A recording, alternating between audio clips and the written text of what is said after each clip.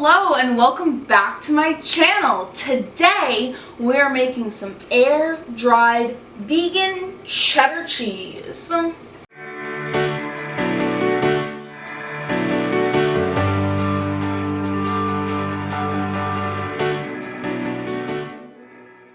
I'm not going to lie to you, this cheese is neither easy nor quick, and some of the ingredients for it are harder to obtain. But I'm interested in the science behind vegan cheese making and cheese making in general, so I'm going to try it. If you're interested in the science of vegan cheese making and cheese making in general as well, then this is the cheese for you. You might want to give it a try. I'll give you my review at the end so you can know for sure if you want to test this one out. And I'm just going to show you how we make it today. So I have 2 cups of soaked and drained cashews in my blender. They're whole raw cashews. The raw is important for this. And I'm going to be adding in 1 cup of unsweetened nondairy yogurt. I use my forager. In many videos you see me just using my cashew yogurt as well. I feel like cashew yogurt is the best one because it doesn't leave a residual taste. Like coconut can leave a little sweetness, a little coconut flavor behind. And I just don't really love the taste of like almond yogurt. And I don't really love almond milk either, so there's that. And so there is that. I'm going to add 2/3 of a cup of nutritional yeast flakes, and this is going to aid in the cheesy flavor of it. This is what gives a lot of vegan things a cheesy flavor. People put this on popcorn, in soups that are supposed to taste like cheese, or in like quick cheese making. And then I have 1/3 of a cup red miso paste, and I'm using this miso paste. It's the common one you find in most grocery stores when you're looking for miso paste, I'm pretty sure. And this is just a fermented soybean paste. If you're allergic to soy, they do make chickpea miso, which I would assume would work in this as well. This is just to give it a salty flavor, help it taste more like cheddar. This is also something commonly used in vegan cheese making, especially cheddars, to give it kind of like the depth of flavor that a cheese would have, because cheese has lots of layers, especially ones that are like not just basic white cheeses. So cheddar has a pretty complex depth of flavor. Something that can help you in like quick cheeses are stuff like mustard, miso, sauerkraut, lemon juice, and apple cider vinegar. All of those things can be helpful in your cheese making flavors. So I'm going to go ahead and put this 1/3 of a cup of miso paste in. It is quite thick, so I'm going to try and like get it down there, hoping that it fits all in my blender. I think it will. I wanted to use my smaller one because the last time I did something with cashews, my blender was like too big and I couldn't get it to blend smooth like for anything. So I tried to use my smaller base. We'll see how it goes. I might have to switch to the larger one. And I'm going to put in a teaspoon of salt. It may seem like only a little bit for the volume we have in here, but the miso paste is also pretty salty, so that's going to aid in the saltiness of the cheese. So, and then we have this. This is rejuvelac, and if you don't know what it is or how to make it or how to acquire it, I made a video. It's on my channel. I'll put a link right up here so you can go check it out if you want to make your own. This does take about 5 to 7 days to make yourself, but it is a lot cheaper to make yourself. It smells absolutely terrible, but it aids in cheese making because it is full of probiotics and live cultures that help to culture the cheese and build the depth of flavor. So we're going to put it in here and see how it goes. I learned about vegan cheese making from a book called Artisan Vegan Cheese Making, and you'll hear it right now. Just a second. It's a little fizzy, I would say. Okay, and we're going to put in 3/4 a cup of this rejuvelac. I'm going to try not to spill it, but I probably will. There is that. It smells very fermented, is what I'll say about it. And it is helpful. It aids in digestion, and people choose to like drink this in like stead of apple cider vinegar, because some people drink apple cider vinegar for the health benefits. This works too. But I just think it smells so bad. I'm going to put it in. There we go.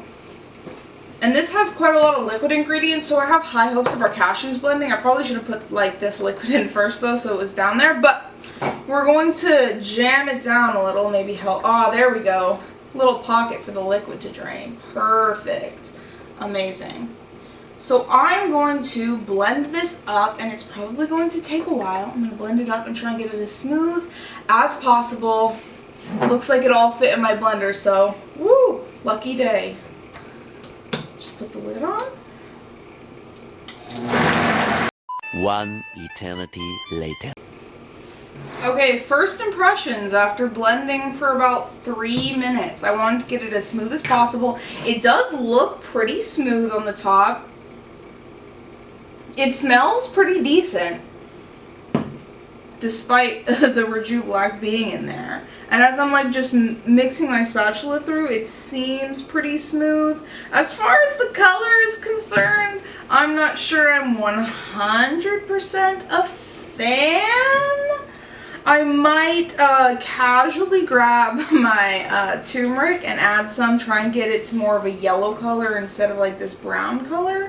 It's not the worst color in the world, but it's certainly not like my favorite. I see a little bit of dry here too, so I want to keep blending for a little bit just to, you know, make sure I got everything. I want it to be really smooth because cheese is really smooth. But I do have to say, this blends so much better, like so much better than any of the other cheeses that I've had. It might be like this blender base, or it might be the fact that it has like a lot more liquid ingredients, probably a combination of both. But yeah, the last cheese we made, if you remember, the last cheese we made was a meltable Monterey Jack, and you can check out the video on my channel. But the problem with it was that it was a little like soft and felt a little gelatiny at the end of the process. Like it was still a very moist cheese. I couldn't shred it. It tasted fine, but it was a little bit grainy and it still had a little bit of texture in it from blending, which is what I'm a little bit concerned about with this one too, because we are going to be thickening it with some tapioca starch and some kappa Carrageenan later after it sits and rests for a while. So fingers crossed that it's going to go good. Hopefully the air drying process works out and works well, so we actually end up with like a hard cheese in the end. I'm interested to see what we find. So, okay, so I want to grab my turmeric. If you don't work with turmeric often, it doesn't taste basically like anything to me. It has like a mild flavor to it, and it's in a lot of like curries and Indian foods. But it has a vibrant yellow color, and it dyes almost everything yellow. So I'm just gonna add a little bit of it and see if I can get this to like a more desirable cheese color. A few moments later. Okay, to be honest, I'm not really sure if that helped or not, or really did anything at all. I added about a teaspoon of turmeric, and the color hasn't really changed much. So I did what I could. I don't want to add too much more random stuff that the recipe doesn't call for, so I guess this is the color that we are going with, and it's going to be fine, I think. Just got to accept it for what it is, you know? We're trying vegan cheese for the first time. Sometimes you just get weird colors. What can you do? Okay, small notes, because apparently I can't read. The recipe actually calls for 3 tablespoons of canola oil as well. It's optional, but it improves the mouthfeel of the cheese. So I went ahead and added that, and it looks very, very shiny now. So, now that I have this mixture all made up, I think it's really smooth and nice, and it has a pretty thick consistency, like way thicker than the meltable cheese that we made. By the way, I did try melting that cheese, and it doesn't melt super well. I mean, like, if you stir it into something, it'll stir in, but it doesn't like if you put it on the top of something, it doesn't just like melt like a cheese would. So, I don't know. I feel like it wasn't my favorite. Probably won't make it again. But we have high hopes for this one. it's starting off quite different. So I'm going to pour it into my clean glass jar here. This is going to be my mold. I'm going for kind of like a cheese wheel look.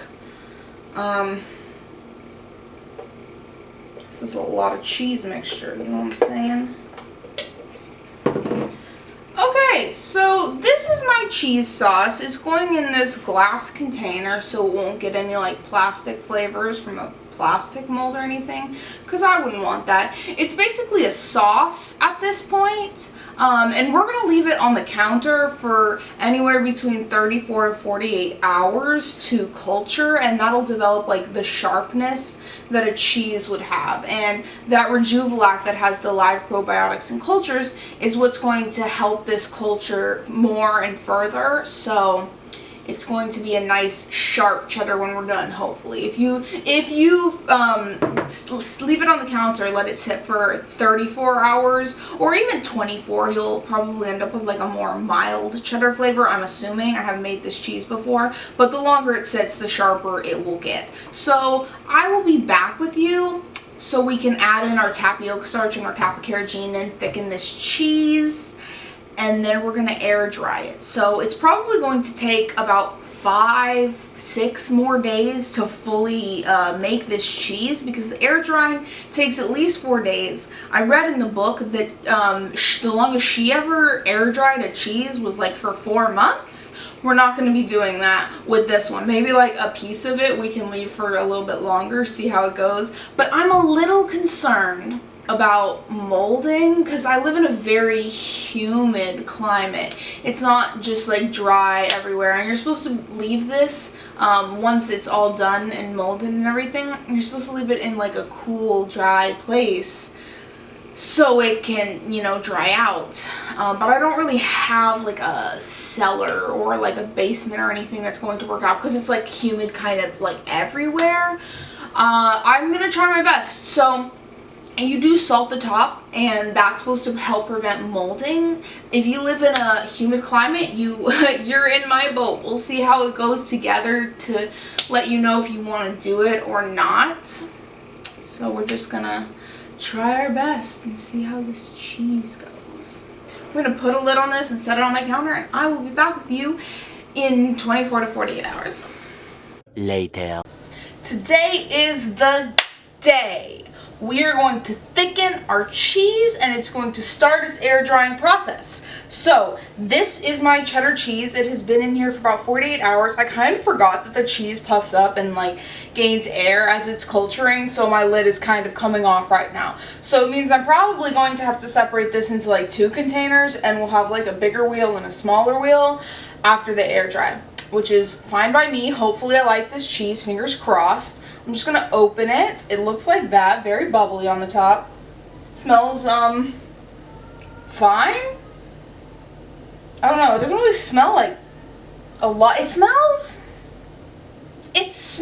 milder than when I started culturing it, which is very strange to me because one would think that it would get stronger sitting on the counter, because it smelled quite a bit like the rejuvelac when I first put it in this container and blended it all up about 2 days ago, but now it smells different. The cultures were supposed to help give it like the tartness and sharpness of a cheese, which I'm sure it did because I've done cheeses like this, and the culturing definitely works, but it's lost like the rejuvelac note to it, which I suppose is good because the rejuvelac smells really bad and I don't want it to end up tasting or smelling like that in the end. So let's get going. I'm going to put this whole thing into my pot over here. It's gotten thicker too, like it's not a liquid anymore. It's like a paste almost. Like you see, it's a lot thicker than when I put it in, because it was like 100% a liquid. Like it was a thick-ish liquid, but this is a lot thicker. This is like a cheese sauce almost, like you would get in like a can or something from the store. That's the vibe I'm getting here. And we're going to thicken it even more. We're making it into hard cheese, so I have a couple extra ingredients to add into it. So I'm going to clean this out as well as I can with my spatula because we want a clean container to form our cheese in. Okay, so the other ingredients I have with me now are 5 tablespoons of tapioca starch and 1.5 tablespoons of kappa Carrageenan. And this is what the tapioca packaging looks like. I just have the Bob Red Mill tapioca flour, but any kind should work fine. And this is the kappa Carrageenan package. I got this one off of Amazon to start in my cheese making process. I don't really think you can find it easily in many health food stores unless it's maybe a place where veganism is really prominent. You might be able to find a kappa Carrageenan in a health food store, but I had to get mine off of Amazon, so it comes really fast. If you have to get some off of Amazon for your cheese making needs, that's what it looks like. So I'm going to add this and this into my pot. We're going to whisk it up on a medium heat until it gets glossy and thick. I'm a little tiny bit worried for the end process because this is more tapioca starch that went into my Monterey Jack cheese I did a couple videos ago. You can check that out if you want. But it ended up tasting a little like chalky, a little powdery because of all of this like powder that goes into it. It's necessary for thickening, but it still tastes a little like, you know. So we're gonna see how it goes. I have faith. I'm not judging it yet. I'm gonna do what the recipe says and we're gonna try it out. So I'm gonna bring you over here so you can see our mixing process. Okay, so this is my cheese on the stovetop. As you can see, it is quite thick. I'm gripping like this part of the whisk because otherwise the tines just go like that and I don't want to break my whisk. I assume that's normal. In the book it even says that it's going to be pretty thick as you're stirring it, so still hoping for the best. Maybe the thickness will actually help with the, you know, emulsifying of this powder into it.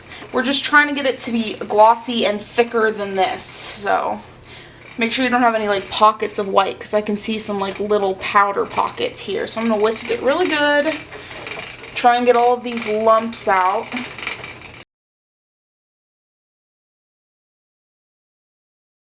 Okay, as I'm cooking it, it is smelling a little bit more pungent. So there is that. Just so you know, if you're mixing it, it might smell a little bit strong. The color, I feel like, maybe I'm just wrong, but I feel like the color has improved since last time. I don't know. The color, maybe it didn't change. Maybe it didn't change at all. I don't know. But it looks better than it did before. Before it looked like very brown to me. I could just be wrong.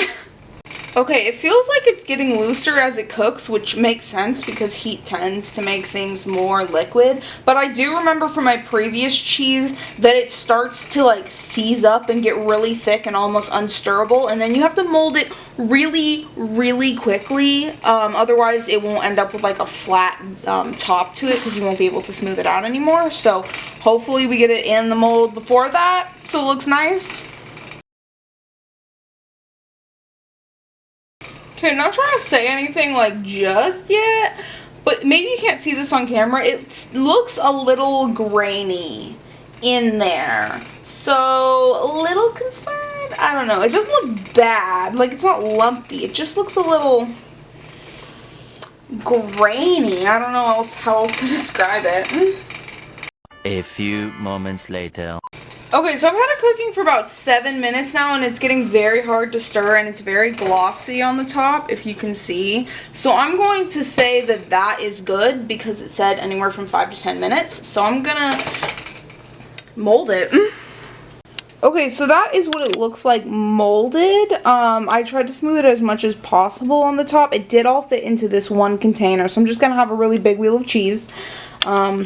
So yeah, I'm going to chill it in the fridge for 4 hours and then it should be able to be unmolded. So I'll be back with you in a couple hours and we'll see how it goes.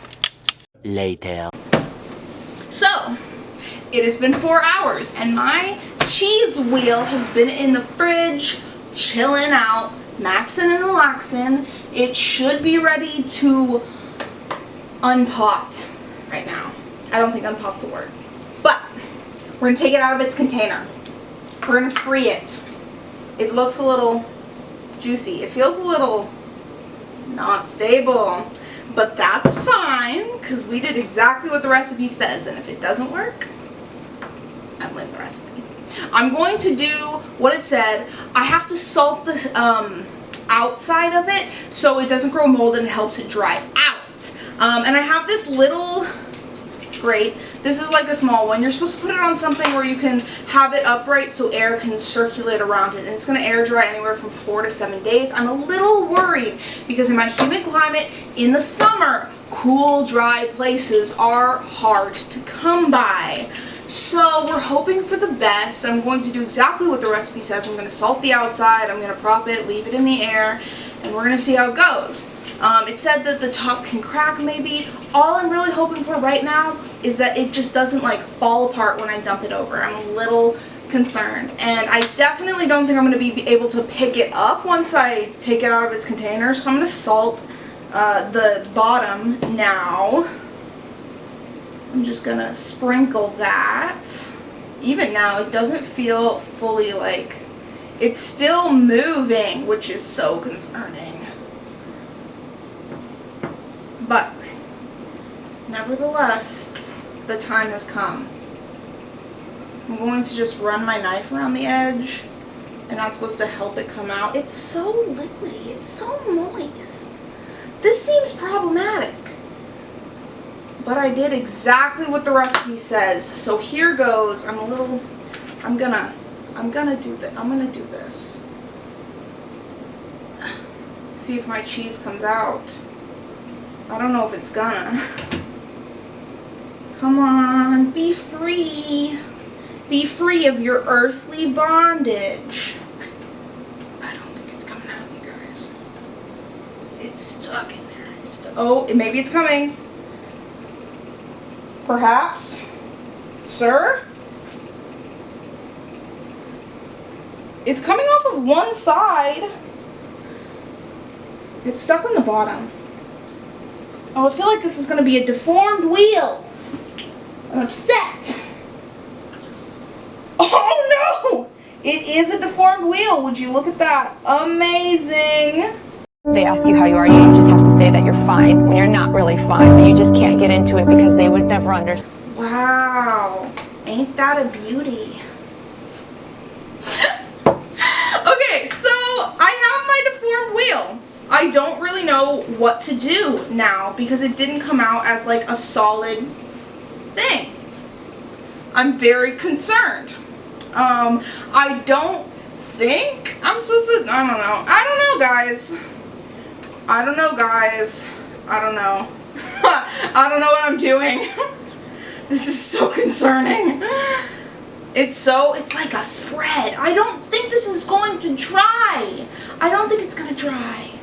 What should I do? Should I put it back on the stove? Should I try cooking it again? That's the only thing I can think, possibly, that could make this come out as a wheel. Maybe it's the humidity.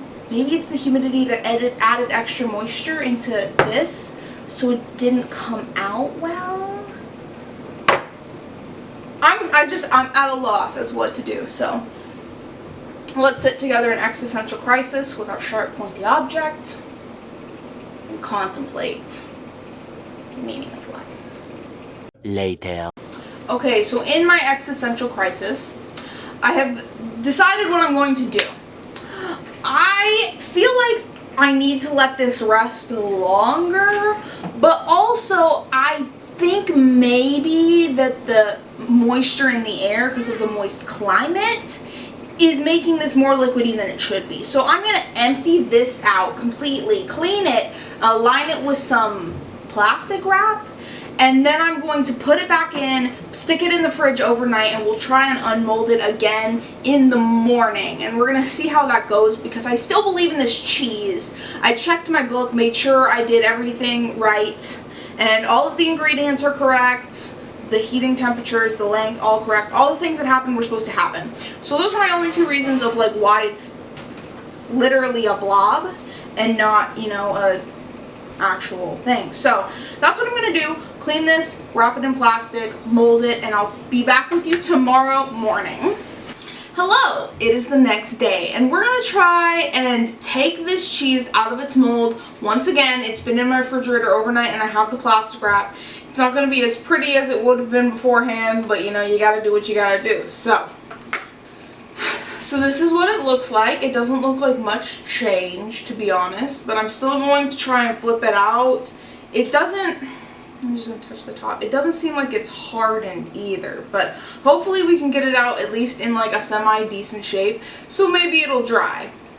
I'm going to just take some salt and sprinkle the top like I did before, since it's moved a lot in the process. This cheese has been a struggle and a half, so hopefully it's going to work out. In my plastic, I'm going to flip it over onto this grate. There is that at the very least. I'm going to try and like pull my plastic wrap. It's still like wanting to stick in there. Okay, there we go. At least it's out of the glass mold, you know? We're getting somewhere. And it's still like in full shape. I'm going to take the plastic wrap off. Beautiful. I mean, not really. It has like lots of cracks and crevices and stuff, but I mean, not bad. I'm gonna see if I can smooth it out a little with a spatula since it still seems moldable, you know? We'll see. Oh, yep, very moldable, which does make me still concerned about the drying process, but I trust the process. I mean, it's not perfect, but it's not the worst cheese wheel. It's rustic. And who doesn't love a rustic cheese wheel? Okay, so I feel like that is as good as we might hope to get at the moment. I'm going to salt the rest of this casually to help with the mold, to help it to dry.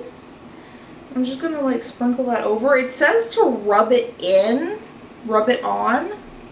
So I'm just going to lightly do that, I suppose, with my finger. My hands are clean.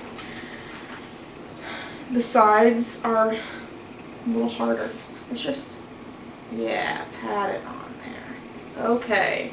I'm going to prop it up for a couple hours and then see how it's doing. It is supposed to air dry for 4 days. If it looks like it's like falling through the grate or like demolding or something, we might have to check back in, but I'm going to try to air dry this cheese and let it harden. If it doesn't, we'll see what happens from there. But here we are for now. This is how it looks propped up, by the way, so it gets like full air circulation all around it. I've just propped it up on some ramekins because I don't have like a raised small baking sheet, but we're gonna let that dry for a while.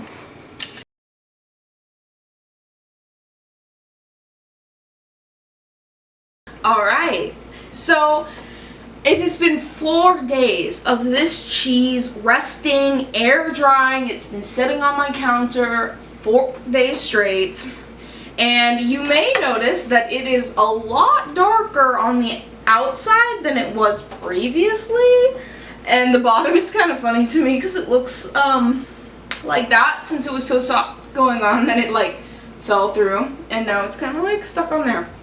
But what I will say is that it did, in fact, get a lot harder. Like, it's not soft at all anymore. Like, I definitely feel the hardness of it. It's still not, like, hard. Like, you would get, like, a wheel of cheese being hard, but you can touch it and it's not, like, it's not going anywhere. So I'm interested to cut it into this because it has been the 4 days. I feel like it could air dry longer if I wanted to. I'm actually surprised that it dried at all considering the state that it was in before. I did some research. The color is fine. The color is normal when you dry cheeses like this for it to darken like that. It's like basically building a rind, you know, like a artisan cheese. Like if you got a wheel of like Parmesan or whatever, it would have a thick rind on it because it's been aging and drying in the air for a long time. But so this is basically the rind of the cheese. They said it might like crack on the top or the sides, but I don't think it's dry enough for that because it hasn't cracked and it still feels like a little bit soft to the touch. More like a mozzarella maybe than a really hard cheddar, but I still am going to cut into this because it said 4 days and 4 days I have waited. So I'm going to try and get it off of this grate. I'm not sure how it's going to work, but here we go. I'm just gonna like try and press these little cubes through, I guess. Gonna have an interesting pattern on the back of my cheese, that's for sure. And it didn't grow mold, no mold or surface marks or anything. I did read that if you did get any surface marks or like black spots or whatever, you can just like cut them off. They're superficial or whatever. So yeah, the bottom of my cheese looks like that. Not ideal, but I mean, I guess that's fine. I'm going to slice into it and see how it is. It's like really kind of sticky. I don't know my feelings towards it. I don't know how to slice this. Guess I'm just gonna go for it. I'm gonna cut out a little wedge. A little wedge of cheese. Oh, would you look at that? It's a wedge of cheese. The darkness only goes for like a little bit into the cheese, and then this part still feels like pretty soft to me. So I don't know. I mean, it's sliced pretty fine. I don't know if I'm supposed to eat the rind or if I'm not supposed to eat the rind. I should definitely give this a taste test though. I guess we're gonna go with trying the rind. I'm just gonna cut off like the end of it here.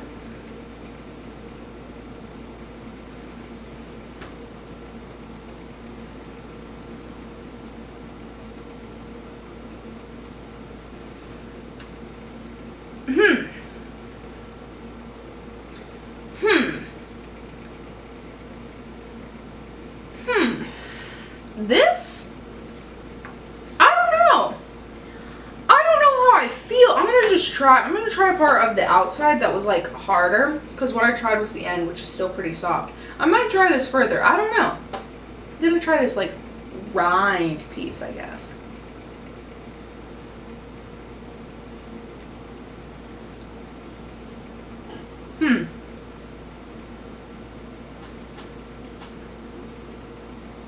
It's not a hard cheese.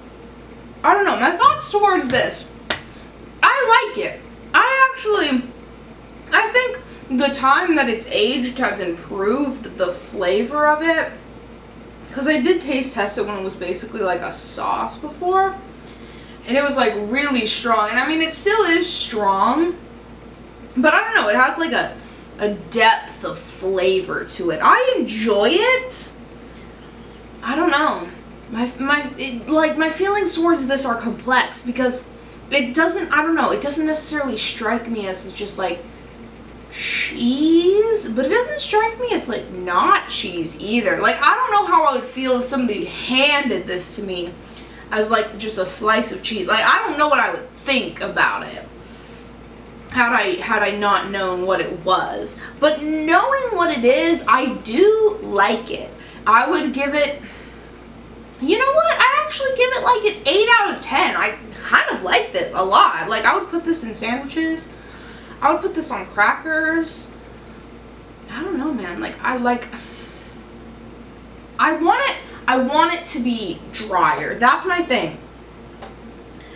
Cause like cheddar is like a harder kind of cheese. Like, it's not just like soft like this. And maybe I will dry it more. Maybe I'll just like cut it in half and let that dry into like 2 sections, so maybe it can get more dry than that. I don't know. I do enjoy it though. I don't know.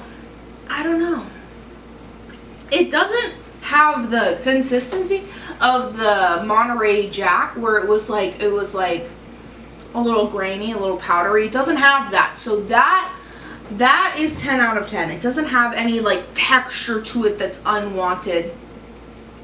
It has a very like creamy, cheesy texture, so that I appreciate a lot.